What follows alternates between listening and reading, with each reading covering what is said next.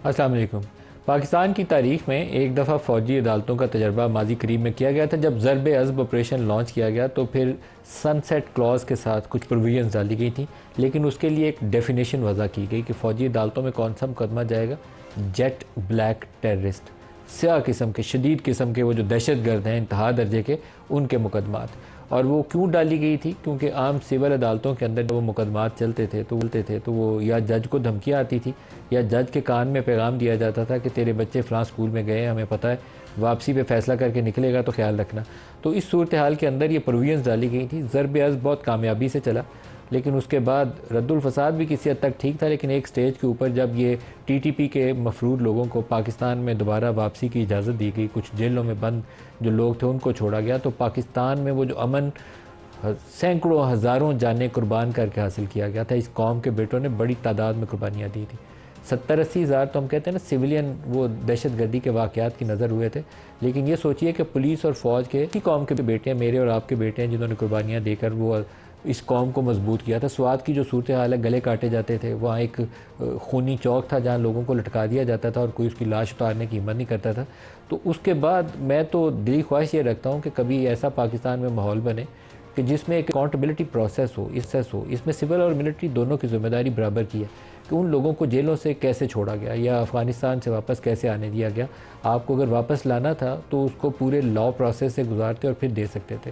तो अभी दोबारा मिलिट्री कोर्ट्स के ऊपर बात हो रही है। जो आइनी पैकेज है इसके अंदर कई हिस्से हैं। एक तो सुप्रीम कोर्ट के ऊपर एक आइनी अदालत का तस्वुर है, फिर वो जो आर्टिकल 8, 9 और कुछ और दीगर आर्टिकल्स के अंदर तरमीम तजवीज़ की जा रही है, उसमें मिलिट्री कोर्ट्स की भी प्रोविजन मौजूद है। बाज़ ऐसे केसेस उसमें आइडेंटिफाई किए गए हैं, कुछ ऐसी अमेंडमेंट्स तजवीज़ की गई हैं जिसके अंदर मिलिट्री कोर्ट्स का दोबारा क़याम जो है वो मुमकिन बनाया जा सके। अभी वो मसवदे हतमी शक्ल में नहीं है, लेकिन सियासी हलकों के अंदर इसके ऊपर खुली बहस होनी चाहिए। पीछे पर्दों के पीछे तो बात वो कर रहे हैं, लेकिन बहुत ही मुनासिब हो कि पार्लियामेंट्री कमेटीज़ और हाउस के अंदर इसके ऊपर डिबेट हो और क्या पाकिस्तान के मफाद में है और क्या पाकिस्तान के मफाद में नहीं है वहाँ सामने रखा जाए। कौन सी ऐसी प्रोविजन डालनी है? क्या अभी जेट ब्लैक टेररिस्ट, उसकी डेफिनेशन वज़ा करके कि वो जेट ब्लैक के ज़ुमरे में कौन कौन आता है, क्या वो लोग जो टीटीपी से वाबस्ता हैं सिर्फ उनको डालना है या किसी सिविल पॉलिटिकल डिस्प्यूट के अंदर भी किसी लोगों को उसके अंदर डाला जा सकता है? ये जब बहस होगी तो फिर ये काम करना आसान हो जाएगा। इस वक्त जो तुर्क का पत्ता कहना चाहिए वो मौलाना फजलुर रहमान के हाथ में। 8 उनके कौमी असम्बली में वोट हैं, 5 उनके सेनेट में वोट हैं। मौजूदा हुकूमत माइनॉरिटी गवर्नमेंट है, पीपल्स पार्टी के वोटों और MQM के वोटों और IPP के वोटों के साथ ही खड़ी है। खुद इनके पास ये सारी कोलिशन मिला के भी इतनी तादाद नहीं है कि 2/3 अक्सरियत से कॉन्स्टिट्यूशन अमेंडमेंट कर दे। JUI भी साथ आ जाए तो इवन देन पाकिस्तान तहरीक इंसाफ के कुछ लोग फ्लोर क्रॉस करेंगे और फ्लोर क्रॉस करके इनको वोट करेंगे, तो तब वो 2/3 वाली अक्सरियत से ये कॉन्स्टिट्यूशनल अमेंडमेंट हो सकती है। क्या ऐसा माहौल है कि हम ये सियासी रायामा हमवार करें, अपोजिशन को इंगेज कर लिया जाए और मुतफ़िका जिन इशूज़ के ऊपर इतफाक़ राय हो उसको लेकर आगे चलें? प्रोग्राम में इसके ऊपर बात करने के लिए हमारे साथ नियत है सीनियर रहनुमा PMLN और वफाकी वज़ीर एहसन इकबाल साहब। एहसन साहब, बहुत शुक्रिया आप हमारे साथ शामिल हो रहे हैं। मिलिट्री कोर्ट्स के ऊपर ही सबसे पहले राय ले लेता हूँ। आमतौर पर पार्लियामेंट्री फॉर्म ऑफ गवर्नमेंट हो और सिविल लिबर्टीज़ की बात करें तो उसमें मिलिट्री कोर्ट्स का तस्वुर कहीं फिट इन नहीं बैठता। हमने ज़रब अज़ब के ज़माने में डाला, बल्कि कराची ऑपरेशन में भी आपने रेंजर्स को एक्स्ट्रा पावर्स दी, पुलिस पावर्स दी, दोनों जगहों पे बेहतरी आई, लेकिन फॉर एवर ये पावर्स दी नहीं जा सकती। अभी क्या सूरत हाल है और क्या आपके सामने लाया अमल क्या है? देखिए नदीम मलिक साहब, पाकिस्तान इस वक्त मेरे नज़दीक एक बहुत गैर मामूली सूरत हाल से गुजर रहा है। एक तो वो दहशत गर्दी है जिसको आप बड़ी रॉ फॉर्म में देखते हैं, और एक वो दहशत गर्दी है कि जिसके तहत आपको निशाना बनाया जाता है आपकी मईशत को। और जो जदीद जंग है, जो न्यू वॉरफेयर है, इसमें बंदूक और गोली तो बहुत आखिर में चलाई जाती है। आपको इंटरनली इम्प्लोड करने के लिए आपकी पॉलिटिकल फाइबर को, सोशल फाइबर को, इकोनॉमिक फाइबर को अंदर से डैमेज किया जाता है। जब सोवियत यूनियन का कोलैप्स हुआ तो उसके ख़िलाफ़ कोई जंग नहीं लड़ी गई। Pakistan is a nuclear country. Nuclear country को आप मैदान जंग में शिकस्त नहीं दे सकते क्योंकि उसके पास एक तुर्क का पत्ता होता है। लिहाजा एक न्यूक्लियर कंट्री के ख़िलाफ़ हमेशा से इंटरनल वॉरफेयर की जाती है, जैसे सोवियत यूनियन के ख़िलाफ़। अगर आप वो अकाउंट्स पढ़ें कि किस तरह सोवियत यूनियन को रप्चर किया गया, तो एक किताब है जो उस वक्त के डायरेक्टर CIA के हवाले से लिखी गई। उन्होंने बताया कि उसकी इकनॉमिक आइसोलेशन, उसको इंटरनली इकनॉमिकली वीक करके किस तरह रप्चर किया गया और उसके बाद फिर सोवियत यूनियन कोलैप्स कर गई रियासत।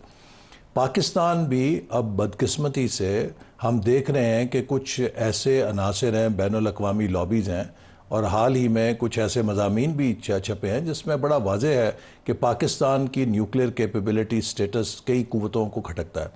और हम देख रहे हैं कि एक मुसलसल डिसरप्शन की मुल्क के अंदर तखरीबकारी की एक तरफ तो कोशिश हो रही है, दूसरी तरफ मुल्क के अंदर बेयकीनी फैलाई जाती है, तीसरी तरफ यह है कि पाकिस्तान के शहरी और इसके रियासत के इदारे जो बड़े कलीदी इदारे हैं उनके दरमियान एक बद-एतमादी को फैलाया जाना, एक मुहिम के ज़रिए उसका प्रचार किया जा रहा है। आप अगर ख़ास तौर पे पीटीआई के मीडिया सेल्स की देखें मुहिम, जिस तरह उन्होंने पाकिस्तान के रियासती इदारों को, मुसल्लह अफवाज को निशाना बनाया, मैं आपको बताऊं 70 साल 75 साल में मैंने कभी रॉ में इतनी जुर्रत नहीं देखी थी कि वो हमारे रियासत के इदारों के ख़िलाफ़ इस तरह प्रोपेगेंडा करें, इस तरह की मुहिम चलाएं जैसी कि वो चल रही है। आप अगर इन ऐसे अनासर की वो हौसला अफजाई करें तो वो ऐसे अनासर जो हैं वो जिम्मेदार तो नहीं होते। वो तो पूरा एक यूट्यूबर्स का ग्रुप था जी, उनको बाकायदा ट्रेन किया गया था। उस वक्त वो मोदी का यार की पुकार के साथ वो वीडियोस बनाते थे, तो आजकल वो मतलब नापसंदीदा मतलब ये किसी ने सबक सीखा। जिस तरह आप ये देखिए जो तालिबान है, मैं आपको ये बताऊं कि हम ट्रैक 2 डायलॉग्स में जाते थे जिसमें दूसरे ममालिक के लोग भी होते थे, और वो यही कहते थे कि आपको हम ख़बरदार करना चाहते हैं कि ये जो आप अस्करियत पसंद या जिहादी पाल रहे हैं, जिस दिन इनकी बंदूकों का रुख आपकी तरफ होगा फिर आपको अपनी इस रियासत की पॉलिसी की समझ आएगी, और फिर हमने बड़ी कीमत अदा की उसकी। आपका डॉन लीक्स क्यों हुआ था जी, एक बड़ा सवाल है। असल में बात चीज़ें ऐसी हैं, मैं सोचता हूँ कि कभी अल्लाह पाक मुझे मौका दे तो मैं इन लोगों से सारों से कहूँ कि खुदा के लिए इस मुल्क के लिए 30-40 साल आगे का सोच के फैसले किया करो। डॉन लीक्स क्यों हुआ था? इसलिए कि वहाँ एक मीटिंग के अंदर आप लोग यही इशू डिस्कस कर रहे थे जो अभी आप कह रहे हैं कि हमें इसको रोल बैक करना पड़ेगा। लिहाजा अब आई थिंक जहाँ पे हम खड़े हैं, मेरा जो अंदाज़ा है कि सब ने अपने अपने सबक सीखे हैं। सियासतदानों ने भी तारीख से अपना सबक सीखा है, और मैं नहीं मानता आपकी बात। नहीं, हमने सीखा है, बहुत पता लग गया है जो हमारी मिस्टेक्स हैं। अदलिया को भी अपना सबक सीखना है। इस्टेब्लिशमेंट भी मुझे लगता है कि अब उन्हें पता लग गया है कि जो उन्होंने इतना बड़ा 2018 का तजुर्बा किया उसने किस तरीके से इट इज़ हाउंडिंग दैम और क्या किया है। अब ज़रूरत इस बात की है, देखिए आज हम एक तवक्को कर रहे हैं इंशाल्लाह ताला IMF का प्रोग्राम थ्रू हो जाएगा इंशाल्लाह। पाकिस्तान एक बड़ी मेहनत के साथ पिछले 2 सालों में, अप्रैल 2022 में नदीम साहब आप जानते हैं we were at the brink of default, और अगर खुदा ना खास्ता डिफ़ॉल्ट हो जाता तो हमारी जो बेल आउट पैकेज होना था उसमें सबसे पहले शर्त ये लिखी जानी थी कि आपके पास हमें तो पैसे देने के लिए है नहीं, तो ये जो आप पटाखे चलाते हैं, ये जो आप और तजुर्बे करते हैं, ये क्यों करते हैं? नहीं, मैं आपको आखिर में तो सवाल यह है कि वहाँ से पिछले 2 सालों में मुसलसल 16 महीने हमने सख्त फैसले किए, फिर केयर टेकर गवर्नमेंट में जर्नी जारी रहा। अब आप देखिए कि इशारिये अल्हम्दुलिल्लाह पाकिस्तान के बेहतर हो रहे हैं, इन्फ्लेशन डाउन। कोर्ट्स में क्या आप, नहीं मैं आता हूँ आपकी 9 मई के मुकदमात भी डालना चाहते हैं? मैं आपको एक मिनट आता हूँ। आपके इस वक्त पाकिस्तान की जो सिमत है, इशारिये आपके तमाम मुस्बत हो रहे हैं, इन्फ्लेशन नीचे आ रही है, रेटिंग्स आपकी बेहतर हो रही हैं, स्टॉक मार्केट आपकी हदें तोड़ रही है, पॉजिटिव साइड पे जा रही है, IMF का पैकेज हो रहा है, कॉन्फिडेंस रिस्टोर हो रहा है, पाकिस्तान के दोस्त ममालिक दोबारा पाकिस्तान से जुड़ चुके हैं। इस वक्त पाकिस्तान को 5 साल की स्टेबिलिटी चाहिए। मेरे नज़दीक जो भी पाकिस्तान की इस स्टेबिलिटी के साथ खेलेगा वो पाकिस्तान का मुआशी दहशतगर्द है, और उसके साथ सख्ती से निपटना चाहिए। रियासत के अंदर जो सबसे बड़ी चीज़ है वो ये है कि अगर हम स्टेबिलिटी और ऑर्डर मेंटेन नहीं करेंगे, हम उस स्टेज पे नहीं है कि हमारे पास ये अयाशी है कि हम जनाब यहाँ पे हर किस्म को इनारकी फैलाने दें और इतना कुशन है कि इंतज़ार करें। खुदा ना खास्ता हम यहाँ से स्लिप किए। आप वही कह रहे हैं, जो PTI की गवर्नमेंट आई थी तो उस वक्त हमें जो भाषण सुनाए जाते थे कि 6 माह के लिए पॉजिटिव रिपोर्टिंग, नहीं पॉजिटिव रिपोर्टिंग, तो पॉजिटिव रिपोर्टिंग हो मैन्युफैक्चर करके अगर आप न्यूज़ रिपोर्ट करें पॉजिटिव, तो वो रियलिटी से दूर होती है और वो देर पा नहीं हो सकती, वो क्लैप्स कर जाती है। और की उसने क्लैप, जो मसाइल हैं you have to create a situation जहां ये पॉजिटिविटी रिफ्लेक्ट हो जाए। तो आप मुझे बताइए, क्या ये हुकूमत का कोई मिनिस्ट्री ऑफ इंफॉर्मेशन का खबरनामा है या कोई हमारा मिनिस्ट्री ऑफ प्लानिंग की रेटिंग निकलती है जिसमें हम अपग्रेड हुए हैं? ये तो बैनुल अक़वामी इदारे हैं ना जिन्होंने हमें डाउनग्रेड किया था। हमें बहुत खुश नहीं होना चाहिए, हम खुश नहीं हो रहे, हम सिर्फ इस बात पे खुश कि we are beginning to see turning of tide. देखिए ना वो टाइड टर्न हो रही है। इसी तरह जो इन्फ्लेशन है वो जो 35-40% पे चली गई थी, अगर सिंगल डिजिट पे आ गई तो ये एक बेहतरी की अलामत है ना। आप ही के दौर में पीडीएम लेके गई थी। नहीं, मेरा सवाल वो पीछे क्यों रह लेकर जाता है सर, वो क्यों लेकर गई थी, वो क्यों लेकर गई मिलिट्री थी, कोर्स, वो क्यों लेकर गई थी? नहीं, मिलिट्री आपने एक जुमला फेंका, मुझे जवाब दे लेने देना। देखिए वो 40% पे क्यों गई?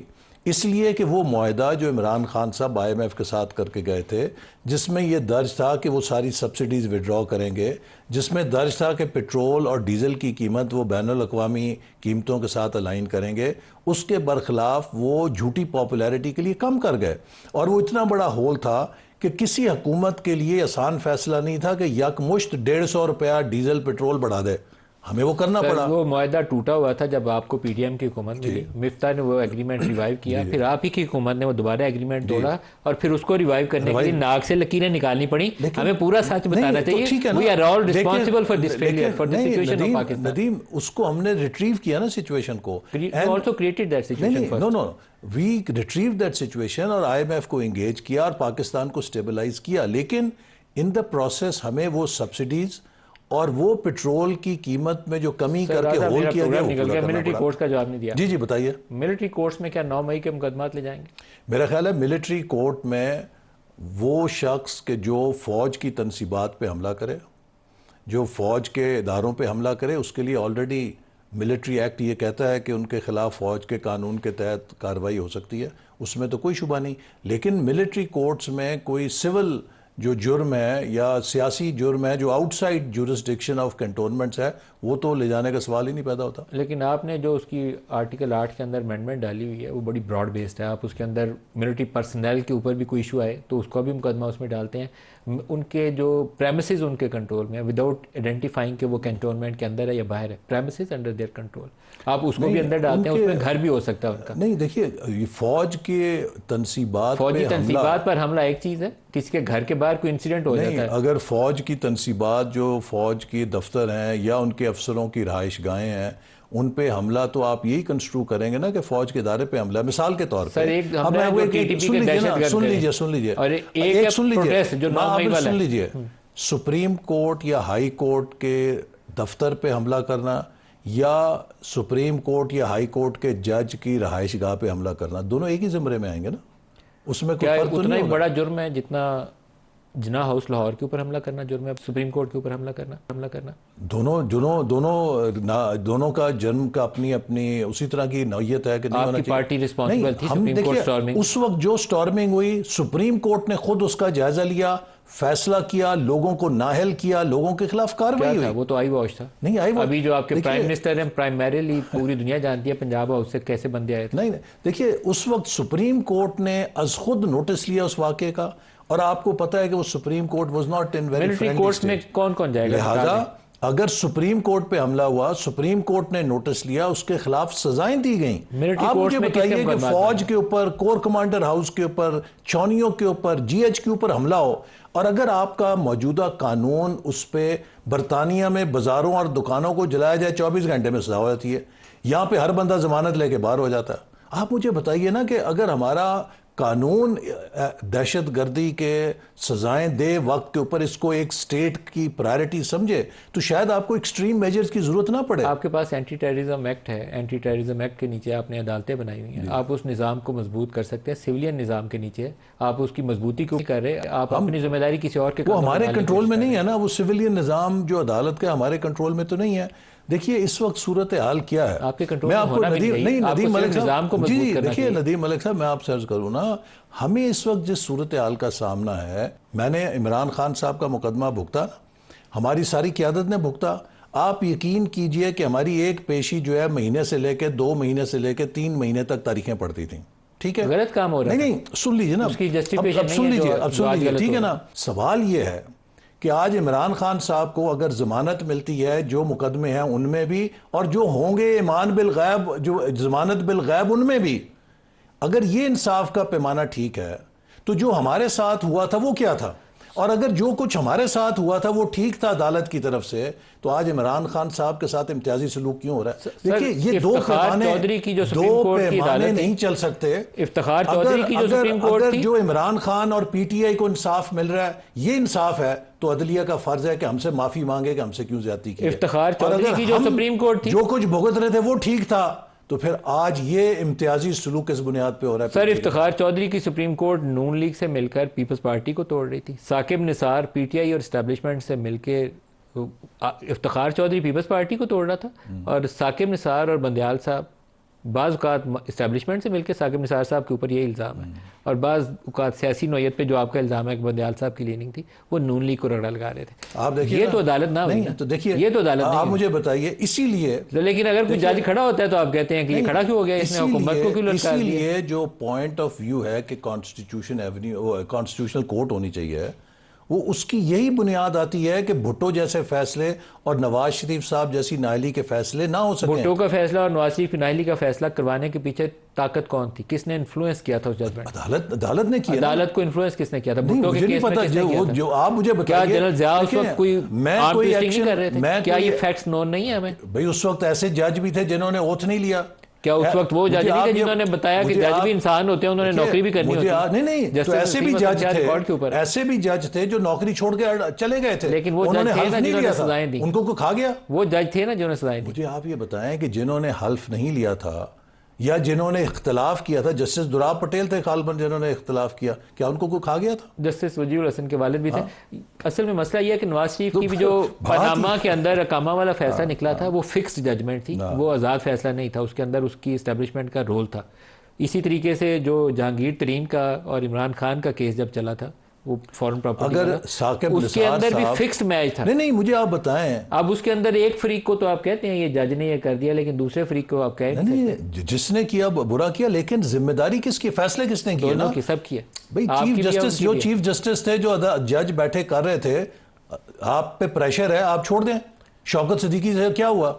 एक तरफ हो गया ना। शौकत अजीज को जो कुछ साल आपने रगड़ा लगाया, 5-7 साल, भाई इस तारीख में नाम सुप्रीम तो कोर्ट से रहेगा ना। इंसाफ मिला। मकसद आप खड़े हो, तो फिर अपने वो पैरों पे खड़े हो। 6 जज खड़े हुए हैं इस्लामाबाद हाई कोर्ट के, उनको आप ट्रांसफर करने के लिए प्रोविजन डाल रहे हैं। नहीं, आप इस्लामाबाद किसी हाई को कोर्ट ट्रांसफर नहीं कर रहे। आप प्रोविजन डालिए, आपने आर्टिकल 200 को आपने है ऐड कि किया। बदनीयती के साथ जो सियासत है वो अदलिया में नहीं होनी चाहिए। आर्टिकल 200 के अंदर आपने तरमीम तजवीज़ की है जजों को ट्रांसफर। अभी कोई हतमी जो तरमीमें हैं या मुसवदा है, चूंकि फाइनलाइज नहीं हुआ, लेकिन आप ये देखिए कि हम वो कानून साजी नहीं कर रहे जो पीटीआई ने फैटफ पे की थी। आपको याद है फैटफ पे किस तरह कानून साजी हुई थी? मीटिंग के लिए कहाँ जाते थे आप बताती है, लोगों को भी बताइए कहाँ जाया करते थे। बता, ये मीटिंग कौन करता था? ये पीटीआई वालों से पूछे ना, कहाँ बुला? स्पीकर साहब भी जाते थे। आप बताएं, मीटिंग स्पीकर के घर पे जाते थे, और स्पीकर के घर पे जाते थे। मीटिंग वहाँ आपकी कौन करता वो ये एजेंसियों के लोगों को उन्होंने बैठाया होता था, और आप लोग जाते थे, उसको आपको नहीं, पता और होता था। वो डिस्कस भी आप उन्हीं स्पीकर से की दावत करते पे जाते थे ना। लेकिन आप ये बताइए कि 4 साल पूरी हुकूमत किसने किसके जरिए चलाई? फैटफ का पूरा जो लॉ था, आप लोगों को सच्चाई पूरी बतानी चाहिए। फैटफ का पूरा लॉ लिखने में आप पूरी पार्लियामेंट नाकाम हुई थी। पार्लियामेंट, उन्होंने फैटफ का लॉ लिखवाने के लिए टीम हायर की थी उस वक्त की इस्टेब्लिशमेंट ने। मीटिंग्स आप लोग और पीटीआई वाले इकट्ठे नहीं थे बैठते, वो कन्वीन करते थे इस्टेब्लिशमेंट वाले, और उन्हीं ने आप लोगों से फिर पास भी करवाया। हमारा इशू कोई नहीं था। नहीं, आप सारों का इशू था, ये फेलियर था पार्लियामेंट का। सुन लीजिए, इमरान खान साहब का फेलियर था कि वो अपोजिशन के साथ बातचीत करने के लिए तैयार नहीं थे। लेकिन इसके बावजूद आप देखें कि उस कानून पे हमने तरमीम डाली। वो कानून इस्तेमाल करना चाहते थे इमरान खान साहब कि मुझे लाइसेंस मिल जाए कि मैं हर किसी को मनी लॉन्डर बना के अपने मुखालिफ को अंदर डाल सकूं। उस पर हमने तरमीम डाली, उन्होंने बुलडोज किया, बात नहीं सुनी। यानी कि वो जिस तरीके से कानून साजी हुई, आप जरा निकालें वहाँ से रिकॉर्ड असेंबली के से किस तरह हुई। हमने तो कोई बुलडोज नहीं किया। अगर हमें मौलाना फजलुर रहमान साहब ने या कुछ और लोगों ने कहा जी हमें मुशावरत के लिए टाइम चाहिए, हमने टाइम दिया है। मजबूरी थी, आपके पास नंबर्स नहीं थे। नहीं, नंबर्स हम धक्का करना चाहते कर सकते थे, कोशिश लेकिन धक्का अभी भी आप करेंगे। खैर से टेंशन धक्का नहीं करेंगे। पीटीआई के बंदे आप सबको कायल करके उनकी इनपुट लेकर कोशिश करेंगे कि ज्यादा से ज्यादा ब्रॉड बेस सपोर्ट के साथ करें, और इसी नीयत के तहत हमने कमेटी बनाई। देखिए जो स्पीकर ने कमेटी बनाई, वो क्यों बनाई? एक तजवीज़ है मेरी, आप माने या ना माने, लेकिन कुछ ऐसे हिस्से हैं जैसे जजेस की तैनाती का तरीकाकार है। मेरा ख्याल है पीटीआई बड़ी फुलिश होगी कि उसको अपोज करे। आपको उसको इंगेज करना चाहिए, पहले इंगेज करें। जब वो आप उसको हुज्जत तमाम कर चुके हैं, वो नई इश्यूज पे आए, तो फिर आप बाकी काम कर सकते हैं। नदीम, मेरा ख्याल है कि कुछ इश्यूज पे वो आपको सपोर्ट करेंगे। ये जो स्पीकर की कमेटी है उसका यही मकसद है। हाँ, ये तजावीज़ रखें ना, तजावीज़ को एंगेज किया हुआ है। मसवदा तो आपने रखा। मसला ये है कि वो अडियाला जेल से जो उन्हें हुक्म आता है ना, वो कहता है किसी से एंगेज नहीं होना। आप देखिए जब इंडिया पाकिस्तान की जंग लगने लगी थी, उस मौके पे मौसूफ स्पीकर के दफ्तर में बहसीत प्राइम मिनिस्टर बैठे रहे, ऑपोजिशन के साथ बैठने से इनकार कर दिया। वो अभी भी जो कुछ उनके साथ हो रहा है इसी हरकतों का नतीजा है। अगर वो इंगेज करते हाँ, सियासतदानों से तो शायद ये तो आज ये खतरनाक दिन ना होगा। देखना पड़ता उन्हें। आपको भी ये कुछ नहीं करना चाहिए, इसीलिए मैं आपको कह रहा हूँ नहीं, आपको भी ये कुछ नहीं हम करना तो बिल्कुल एक सियासी अप्रोच पे यकीन रखते हैं, इसीलिए हमने पीटीआई को भी एंगेज किया है। उनको सर भी देखिए, हम आप कह रहे हैं बैरिस्टर कि अली अब जफर है, सलमान अकरम राजा है, गौहर साहब हैं, गौहर साहब बड़े अच्छे आप लोग इनको हैं। इंगेज करें। जी, जी। मेरा ख्याल में लॉ एक्सपर्ट्स हैं, आइन के वो माहिर लोग हैं, शाह महमूद कुरैशी हैं, पूछे आप बातें करें, कोई रास्ता निकलता है, बातों से रास्ता सियासतदान नहीं निकालते हैं। नहीं, इसीलिए हिकमत से। मैं फिर आपसे कहूंगा जो स्पीकर साहब की कमेटी है उसका यही फंक्शन है। अभी उसके तक वो अंदर सबसे ये पूछे ना उस कमेटी के अंदर, वो कहते हैं हमें मुसवदा नहीं दिखाया। नहीं, तो सबके साथ मुसवदा वो साहब के discussion सामने कर रखे, रहे हैं। सियासी जमातें अपना मौकफ थे, वो किस तरमीम सबसे के हक में, डिस्कशन किस कर रहे हैं मुखालिफ। ना, उस कंसेंसस के रोशनी में ही फिर वो हतमी मुसवदा बनाएंगे और इंशाल्लाह हमें उम्मीद है कि एक ब्रॉड बेस्ड कंसेंसस जरूर होगा। और मैं आपको बताऊं, देखिए हुकूमत की एक इस वक्त प्रायोरिटी है, और I want to be very clear, 8 फरवरी का इलेक्शन सब ने तस्लीम कर लिया है। पीटीआई ने अपने एमएनएज एमपीएस के हल्फ उठा लिए हैं, अपनी वजारत आला ले लिया है, सदर वजीर आजम के इलेक्शन में हिस्सा ले लिया है। अब there is no justification to be out on the streets. उनकी सीटें में उनको जाने दें, जिसमें सुप्रीम कोर्ट का फैसला भी है, लड़ाई खत्म हो। सुप्रीम कोर्ट का फैसला जो है अब वो भी देख लीजिए ना, आपने कर लिया। आप मुझे बताएं, कैन सुप्रीम कोर्ट री राइट कॉन्स्टिट्यूशन? ना किसी का कोई प्लेंटिफ है, ना किसी का कोई फरीक है, ना कोई माने, ना वो तकाजे पूरे करे जो आइन और कानून के अंदर लिखे हैं। और आप कह दें कि जी हमने सिर्फ, ये लतीफ़ खोसा साहब ने आपके शायद प्रोग्राम में मेरे साथ बैठ के कहा कि सुप्रीम कोर्ट ने नशिस्तों का फैसला इसलिए किया है कि हुकूमत को 2/3 अक्सरियत से रोका जाए। ये लतीफ़ खोसा साहब ने कहा आपके जैसे 8 प्रोग्राम फरवरी में। से पहले फैसला आया था पीटीआई, तो इसका मतलब पॉलिटिकली मोटिवेटेड था। क्या वो फैसला ठीक कौन था? सा? जो 8 फरवरी से पहले इलेक्शन के ऊपर फैसला आ गया था कि बल्ले का निशान भी कोई नहीं, पार्टी भी कोई नहीं। आप कहा कि नहीं, हमने पार्टी को तो हटाया नहीं था। आप मुझे ये बताएं, अब सुप्रीम कोर्ट ने क्या उसकी इंटरप्रिटेशन ही गलत थी। अब आप ये बताएं कि अगर सुप्रीम कोर्ट ये सीटें पीटीआई को दे रही है और कहती जी आज़ाद हैसियत नहीं होनी चाहिए, तो सुप्रीम कोर्ट पहले माफ़ी मांगे नवाज शरीफ से और मुस्लिम लीग नून से, जिनको आज़ाद हैसियत में सेनेट के ऊपर इलेक्शन लड़ने में मजबूर किया। बिल्कुल मांगनी चाहिए, मांगे ना पहले माफ़ी। गलत काम था, पहले वो माफ़ी मांगे। अगर वो गलत काम आप जस्टिफाई कर रहे हैं तो आप नहीं, मेरा मकसद है नहीं, वो गलत यही काम मैं था, अब कहता भी हूं, गलत काम है। मैं यही कहता हूं कि आइन और कानून का दोहरा मेयार अब नहीं चलेगा इंसाफ में, कि आप अगर एक छुरी फेरे मुस्लिम लीग नून के ऊपर, वो तो हलाल है, अगर पीटीआई उस कानून के जद में आए तो वो हराम है। देखिए अभी जजों ने जो बात लिखी है, ये दो कानून नहीं चलेंगे इस मुल्क में, कि पीटीआई के लिए आइन और कानून और होगा, मुस्लिम लीग नून के लिए आइन और कानून और होगा। मुस्लिम लीग नून को ज़िबा करके बिस्मिल्लाह पढ़ेंगे, और अगर पीटीआई कंप्लाई नहीं करती किसी कानून के तहत, वो देखिए इलेक्शन कमीशन ने कितने रिमाइंडर दिए पीटीआई को। इलेक्शन कमीशन ने सुप्रीम कोर्ट के एक फैसले की गलत इंटरप्रिटेशन की। ये सुप्रीम कोर्ट कह रही है, 11 जज कह रहे हैं गलत इंटरप्रिटेशन की। सुन तो लेना, क्या पीटीआई का इलेक्शन ड्यू नहीं था?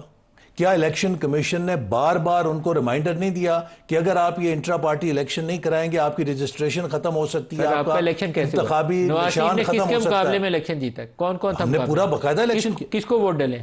क्या मतलब? कौन कौन था? आप मुकाबले में थे नवाज शरीफ? नहीं तो जरूरी है कि इलेक्शन के अंदर मुकाबले में कोई बिला मुकाबला किया तो आपके लिए जायज है, बाकियों के लिए नाजायज है। लेकिन उसके तकाजे पूरे करें ना। हमारी जनरल काउंसिल की लिस्ट, हमारा वेन्यू, हमारा पूरा प्रोसेस, कोडल फॉर्मेलिटीज हमने ट्रांसपेरेंट तरीके से की हैं। ये नहीं कि आप चोरों की तरह अपना एक कहीं इजलास बुला के जी हमने इलेक्शन कर लिया। सर टाइम खत्म हो गया, ब्रेक करीब आ गई है। आप मुझे बताएं, ब्रेक के बाद हमारे साथ और मेहमान होंगे। एहसन इकबाल साहब सीनियर रहनुमा पीएमएलएन हमारे साथ। सर नवाज इमरान खान के ऊपर भी इतराज कोई नहीं उठाया, सवाए अदालत के, और नहीं उसके खबर ज्यादा ने किया। एक ब्रेक ले लें जी, ब्रेक से वापस आएंगे तो और मेहमान हमारे साथ होंगे। ब्रेक ले लें।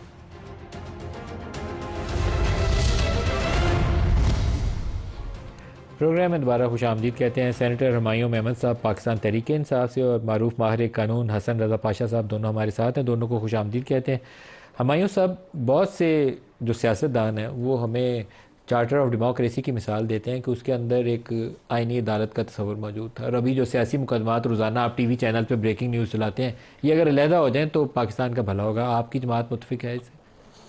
बिस्मिल्लाहिर्रहमानिर्रहीम, इय्याका नाबुदु व इय्याका नस्तईन। देखिए, हमने रिसेंटली सुना है कि 10% केसेस और 90% टाइम लेना। मुझे नहीं पता कि ये स्टैटिस्टिक्स कहाँ से आई हैं। ये एनेक्डोटल है, मैंने अपने दिमाग में बना दिए कि जी 10% केसेस वो हैं लेकिन वो 90% टाइम लेते हैं। कल हमारे पास इस्लामाबाद हाई कोर्ट के प्रेसिडेंट थे, तो उनका टोटल 187 मुकदमात हैं आईनी नोयत के। हाँ। तो वो 187 हम सारा दिन एक ब्रेकिंग खबर चलाते हैं, ये बात तो सही नहीं, है। आप ब्रेकिंग खबर चलाते हैं, लेकिन वो कोर्ट का टाइम कितना लेते हैं? बड़ा बेंच तो उस पर लगा होता है ना, बड़ा बेंच लगा होता है, लेकिन रोजाना तो नहीं लगा होता ना। बाकी के एक दिन लगेगा, उसके बाद 2 हफ्ते की छुट्टी देंगे, अगला वो देंगे। इस 2 हफ्तों में क्या करेंगे? कोई और सियासी मुकदमा और आ जाए। नहीं है, लाइन लगी हुई है सियासी इतने नहीं मुकदमा। है, हर जगह पे तो फुल बेंच नहीं है ना। आपके 13 जजेस क्या करें? देखिए, जब आपने इस चीज को करना है, आप साइंटिफिक एविडेंस देखें। अगर आपने मुल्क को चलाना है तो आपके पास एविडेंस बेस्ड डिसीजंस होने चाहिए। आप कहते हैं प्रॉब्लम्स है, मान लेते कि प्रॉब्लम्स है, मैं भी कहता हूं प्रॉब्लम्स है। प्रॉब्लम्स कहां है, पहले ये चेक कर ले। आप कहते हैं कि पेंडेंसी है, हम देख लेते हैं कि केस वेटेज क्या है। केस वेटेज का सिंपल तरीका है, एक फॉर्मूला है।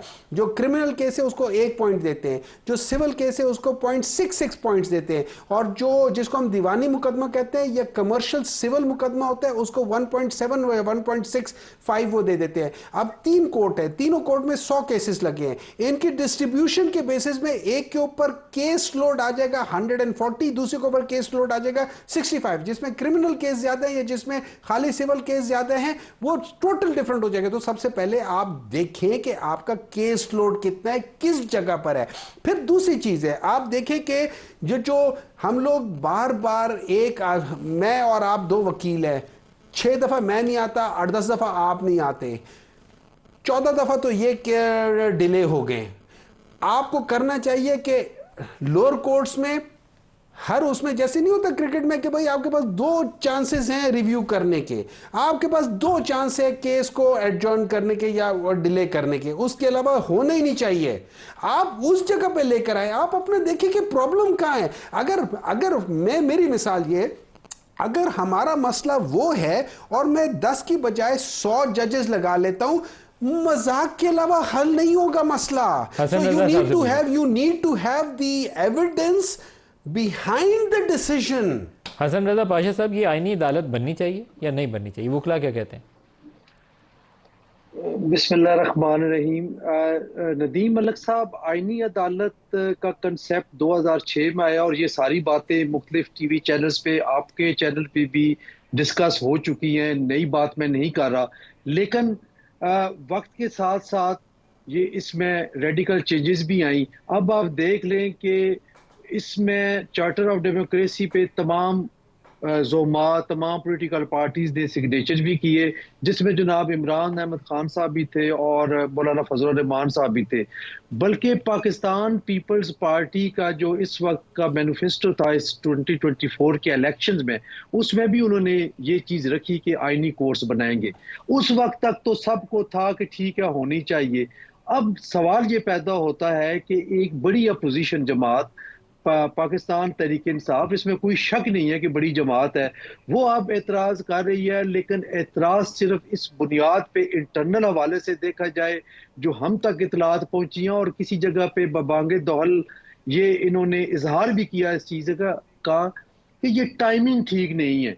अगर टाइमिंग ठीक नहीं है तो क्यों नहीं ठीक? तो उसकी तोज़ी ये बयान की जाती है कि ये पर्सनल स्पेसिफिक कानून साजी की जा रही है, आइन में अमेंडमेंट की जा रही है सिर्फ काजी फाइज ईसा साहब को लाने के लिए। आप बाद में बात करें तो फिर हो सकता है कि इस पे आए। मैं ये कहता हूं कि क्या 2 चीजें आप सामने रखें। नंबर 1, क्या आप ये समझते हैं कि जो कॉन्स्टिट्यूशनल कोर्ट है वो जरूरी नहीं है? और अगर जरूरी नहीं है तो फिर काजी फाइजा साहब अगर उसमें चीफ जस्टिस नहीं बनते या उनको बतौर जज नहीं लिया जाता, तो फिर आप कहाँ खड़े हैं? क्या फिर आप इस बात पे एग्री हो जाएंगे कि होनी चाहिए? और दूसरी बात जो हसन रजा बड़ी पाशा साहब, एक इंपॉर्टेंट है चीज़ पहले उसमें, आप बता दें, फिर मैं ये हमायूं साहब से भी पूछूंगा। अगर ये एक इशू कंट्रोवर्सी आपने सही आइडेंटिफाई किया। आज भी इमरान खान ने जेल में जो मीडिया से इंटरेक्शन किया है उसमें उसका इल्ज़ाम यही है कि आईनी अदालत बना इसलिए रहे हैं कि काजी फायज ईसा को उसमें लेकर जाएंगे। तो क्या ये मुमकिन नहीं है कि 26 अक्टूबर उनकी रिटायरमेंट डेट है, 26 को justice Mansoor Ali Shah supreme court के चीफ जस्टिस बन जाएंगे? मेरे जहन में एक तजवीज़ आती है कि क्यों नहीं, अगर ये बहुत ज़रूरी है आईनी अदालत बनाना, तो 1 महीने के बाद बना ली जाए। फिर उस वक्त जो भी कोर्ट बैठी होगी उसमें से जो जज आप लगाना चाहेंगे तो लगा लेंगे। देखिए, हम डेलिब्रेशंस कर रहे हैं, कमेटी बनी है, Pakistan bar council, supreme court bar association. आज भी हमारी मीटिंग थी, तकरीबन 4 घंटे रही।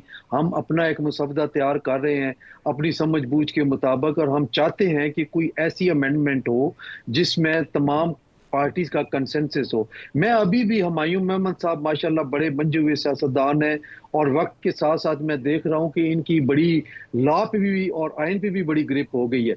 और मैं ये समझता हूं कि आज डिफाइनिंग मूवमेंट है, ये आए, ये बैठे, हुकूमत के साथ बैठ के बात करें और अपनी तजावीज़ दें। देखिए, मशावरत के साथ, मसलन मेरी ज़ाती राय मलिक साहब ये है कि अगर चीफ जस्टिस एक ही रहे और कॉन्स्टिट्यूशनल बेंचेस बना दें और वो सिर्फ कॉन्स्टिट्यूशनल केसेस को ले ले और कोई काम दीगर ना करे, ये भी मुमकिन है। तो देखिए, हर तरफ से ये तजावीज ज्यादा आनी प्रैक्टिकल है, इनकी तरफ से भी आएगी, ये हमारी ज्यादा तरफ से भी प्रैक्टिकल है आएगी, सबकी कि तरफ चीफ से। जस्टिस वही हो जिसकी तो बारी है, लेकिन एक आईनी बेंच आप अलहदा से बना दें, वो बाकी मुकदमा से हट के वो बिल्कुल। सिर्फ आईनी नौयत के केसेस देखिए सुनता रहे। ये ज्यादा प्रैक्टिकल अप्रोच है। देखिए मलिक साहब, उसके जरूरी लिए नहीं आपको है नई कि आईनी मेरी ये अदालत नहीं बनानी तजवीज पड़ेगी, कोई इसी सुप्रीम कोर्ट के अंदर एक बेंच आप बना सकते हैं। जी, मैं ये अर्ज कर रहा हूँ कि जरूरी नहीं कि मेरी तजवीज को कोई पजीराई मिले। हो सकता है हुमायूं मोहम्मद साहब कोई ऐसी तजवीज दें जो इससे बेहतर हो। देखिए, जब तक मशावरत नहीं होगी और ओपन माइंड के साथ आप बैठ के बात नहीं करेंगे, उस वक्त तक तो मुमकिन ही नहीं है कि कोई सूरत हाल आगे जाए। हुमायूं साहब, अब सिर्फ हुमायूं साहब, मसला ये हाँ दो जी। ये बड़ी आम चीज़ें हैं, मेरे ख्याल में आपको इसके ऊपर राय देनी चाहिए। एक तो मैं इन्हें कह रहा हूँ कि ये 26 अक्टूबर को बात कर लिया जाए 27 अक्टूबर को, तो आपका वो तनाज़ा ख़त्म हो जाएगा काजी फायज़ ईसा साहब वाला। दूसरा, उन्होंने एक बड़ी अच्छी बात की है कि इसी चीफ जस्टिस के नीचे अगर आप एक कॉन्स्टिट्यूशनल बेंच अलहदा से कॉन्स्टिट्यूट कर दें, वो आइनी मुकदमा सुनता रहे, बाकी मुकदमा में उसका टाइम ज़ाया ही ना। देखिए इन प्रिंसिपल अगर आप देखा जाए तो अगर हम ये समझते कि ये पेंडेंसी जो है इस वजह से है और हमें एक ऐसा या ऐसा इदारा बनाना चाहिए within supreme court, under the auspices of supreme court, एक पैरेलल इदारा हो लेकिन वो रिपोर्ट करे सुप्रीम कोर्ट को। ये ना हो जो ये करना चाह रहे वो ये कर रहे हैं कि सुप्रीम कोर्ट में से एक जज को निकाल के वो डाल रहे हैं। वो तो अलहदा से आईनी अदालत है ना, लेकिन यहाँ सवाल यह है कि अगर इसी सुप्रीम कोर्ट के अंदर इसी चीफ जस्टिस के नीचे एक आईनी बेंच बना दिया जाए जिसमें तीन जज बैठे हो या 5 जज बैठे हो और वो आईनी नोयत का मुकदमा सुनते हैं, आप एक बिल्कुल इसी तरीके से is it doable for you? I think that could be something where discussion can be done। लेकिन तो यही तो वो कह रहे हैं आपको पाशा साहब कि इसके ऊपर बात करें, मशावरत करें। सवाल ये है अभी तक किसने देखा है मुसव्वदा? आपने सर, आप अपना मुसव्वदा बना दें। हमने देखा, आपको पाबंद तो नहीं कर रहा ना करने पे। देखिए ना हम तो हमें क्या पता आपने कौन सा देखा है, क्योंकि कोई कुछ कहता है कोई कुछ देखता है, लेकिन ठीक है, having said that thing, आपने देखा है सर, देखिए आपने देखा है, मैं एज अ पार्लियामेंट के अंदर इसहाक डार कहता है कि मैंने नहीं देखा हुआ है। पार्लियामेंट के अंदर जो चेयरमैन सेनेट है वो कहता है मैंने नहीं देखा हुआ है।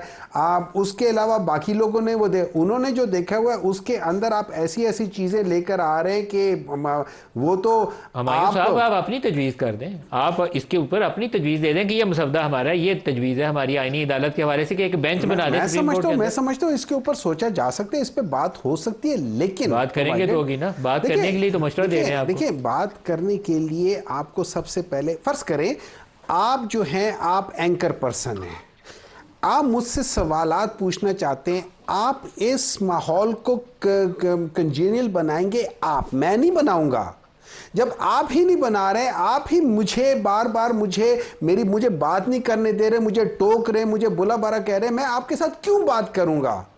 मैं आपको कहता हूं कि मेरा आईनी हक है, मैं यहां पे जलसा करना चाहता हूं, आप मुझे जाके एक वो उधर जाके जहां पे भैंसे बांधिए, जहां पे लोग जाते हुए बदबू की वजह से कर रहे, आप उधर कर रहे, सिर्फ किस वजह से? उसमें भी रास्ते रोक रहे, उसमें भी सब कुछ कर रहे, वजह क्या है? आप आना, आपने इस इसके बावजूद आपको ये चीज कोई रोकने नहीं चाहिए, माने नहीं होनी चाहिए, आपको अपनी तजावीज देनी चाहिए। नहीं, देखिए मेरी बात सुनिए, मेरी बात सुनिए, एज ऑफ नाउ आप मुझसे पूछते, मैं जेन्युइनली ये बात कर रहा हूं, मैं इसलिए ऐसे नहीं कर, मैं जेन्युइनली ये कर रहा हूं कि as of now trust me, मैं हुकूमत के ऊपर ट्रस्ट नहीं कर सकता। मैं इसलिए ट्रस्ट नहीं कर सकता कि जिस लिहाज से ये लोग पहले एक शिक लेकर आए हैं और उन्होंने क्या प्रैक्टिस एंड प्रोसीजर बिल और उसके ऊपर इतनी लंबी तमीद बांधी कि हम लोग एक वो करें।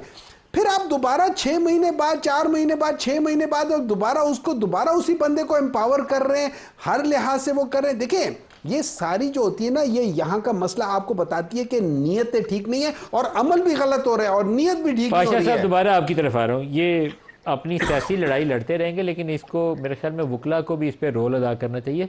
सारी बार अपनी लड़ाइयाँ छोड़ के इसके ऊपर आपको मुश्तरका एक अप्रोच अपनानी चाहिए। सुप्रीम कोर्ट बार हो, हाई कोर्ट बार हो, मुश्तरका एक अपना चार्टर दीजिए कि ये रिफॉर्म्स डूएबल हैं, ये होनी चाहिए।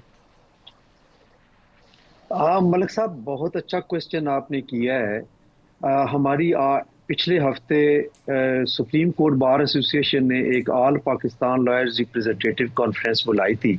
उसमें पाकिस्तान बार काउंसिल थी, प्रोविंशियल बार काउंसिल्स थी और high court bar associations across the country, माँ सिवाय एक या दो सदूर के, बाकी तमाम सदूर और सेक्रेटरी साहबान जो नहीं आ सके उन्होंने जूम पे शिरकत की।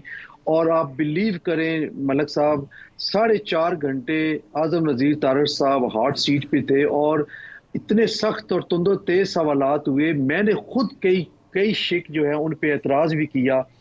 फिर कलेक्टिव विजडम के लिए तमाम मुंतखब क़यादत ने एक कमेटी बनाई। आज उसकी 3री मीटिंग थी, हम इकट्ठे हुए, हम एक शिक पे हम कर रहे हैं और आपको 3 या 4 तारीख तक मैं आपको वो शेयर भी कर दूंगा, क्योंकि वो मुसवदा, उस मुसवदे पे हम काम कर रहे हैं जो उस दिन हमें वफाकी वजीर कानून साहब ने तमाम मीडिया के सामने दिया था। मैं उसकी बात कर रहा हूँ।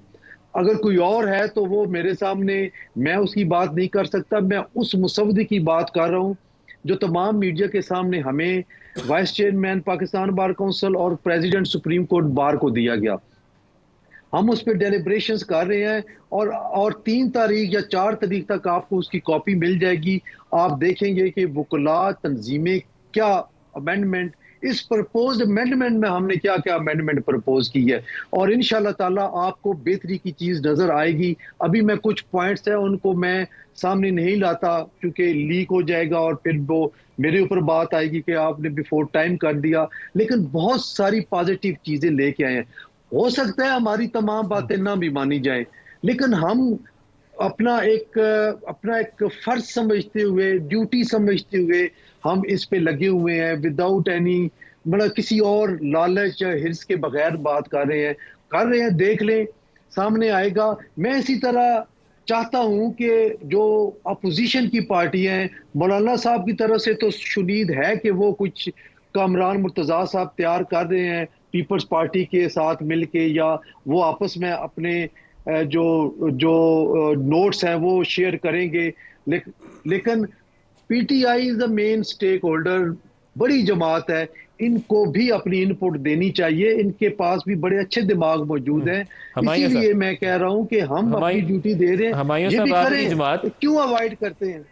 हमायूं साहब, अगर आप लोगों ने मौका मिस कर दिया ना और शोर मचाते रहे कि हमें मवेशी मंडी में जलसा करने के लिए भेज रहे हैं, तो फिर ये मेरे ख्याल में सियासी तौर पर गलत फैसला होगा। आप लोगों को अपना काम करना चाहिए, इनपुट देनी चाहिए। मैं आपको मिसाल देता हूँ। देखिए अभी जो हसन पाशा साहब जो हैं वो मुझे बेयर आउट भी करेंगे।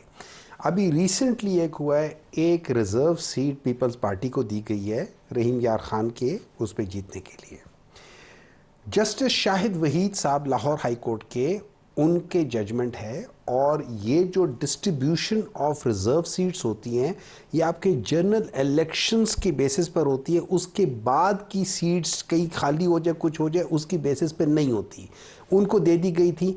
ये जुल्म हो रहा है, ये चीज़ हो रही है, हम क्यों इनके ऊपर एतबार करें। नंबर 2, बिलावल भुट्टो की आपने बात सुनी है। देखिए आर्टिकल 63 एक क्या कहता है, वो कहता है कि आप फ्लोर क्रॉसिंग, हॉर्स ट्रेडिंग को रोको। 63A आपको कहता है कि अगर कोई इन 4 चीज़ों में वोट या एब्सटेन करता है, वो इसका मतलब है या पैसे ले लिया या कोई हॉर्स ट्रेडिंग हुई है। अब सिंपल सी बात ये, आपने उसको रोकना है। 2 चीज़ें इसके, एक उसमें प्रिवेंटिव मेजर है, दूसरा उसमें प्यूनिटिव मेजर है। प्रिवेंटिव मेजर ये है कि अगर मैं आपसे पैसे लेके वोट दे देता हूं आपको, आप मुझे वोट ना देने दो, इस वोट को ना काउंट करो, ताकि वो, और प्लस प्यूनिटिव है, मुझे वो सजा मिले कि अगली दफा मैं सोचूं भी ना। अगर मैं यही काम करना है कि आपसे पैसे लेके 50 करोड़ लेके, और लोगों के पास बड़ा पैसा है, अरबों रुपए, हमायूं दो साहब, तीन दिन 63A की जो डेफिनेशन आप दे रहे हैं मुझे आपसे इख्तिलाफ है। 73 के आइन के अंदर जो 63A की प्रोविजन थी, उसमें कहीं नहीं जस्टिस लिखा हुआ। बंदयाल ने अपने फैसले के अंदर आइन को रीराइट किया। मैं उनसे मुतफिक नहीं हूं, एक मिनट, बिल्कुल मुतफिक नहीं। I agree with you, you don't have to agree with me, लेकिन मैं आपको एक जो चीज बंदा बताता हूं। पार्टी लाइन के खिलाफ वोट करे वो डिस्क्वालीफाई होगा, ये हमारा आइन कहता है। सर आपके आइन में कहीं ये नहीं लिखा, ये इंटरप्रिटेशन की मैं बात कर रहा हूं, उसमें ये नहीं लिखा हुआ है कि उसमें लिखा हुआ है कि जो वोट दे उसमें ये नहीं लिखा हुआ है कि आप उस वोट को गिनो या ना गिनो, उसमें ये नहीं लिखा हुआ है कि उसकी सजा क्या है। देखिए ये आपकी मुझे एक बात बताएं, आइन की तशरीह किसका काम है, आपका, मेरा, पार्लियामान का या जजेस का? सुप्रीम कोर्ट अपनी मर्जी से आइन को रीराइट नहीं कर सकती। वो रीराइट नहीं कर रहे, वो उसकी इंटरप्रिटेशन कर रहे हैं। जस्टिस मंदोखेल ने उसी अदालत में बैठ के कहा हुआ है कि it amounts to rewriting of the constitution. That is his point of view, it is a dissenting note.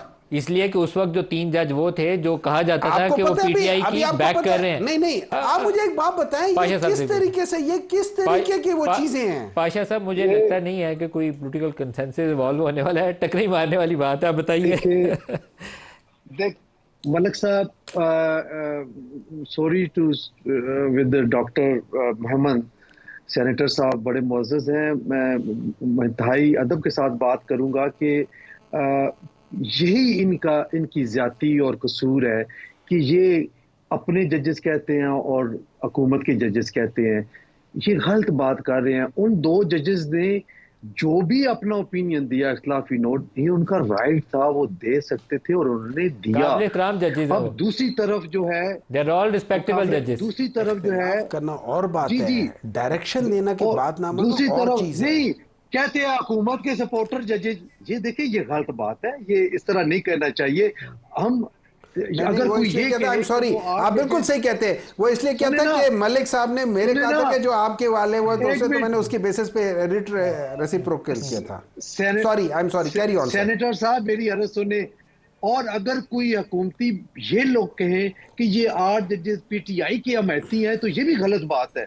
देखिए एक चीज मैं इनके तवज्जुह से पहले भी कई दफा इनके प्रोग्राम में ये अर्ज कर चुका हूं कि अपने सोशल मीडिया एक्टिविस्ट को मना करें कि किसी जज की फोटो ना लगाएं।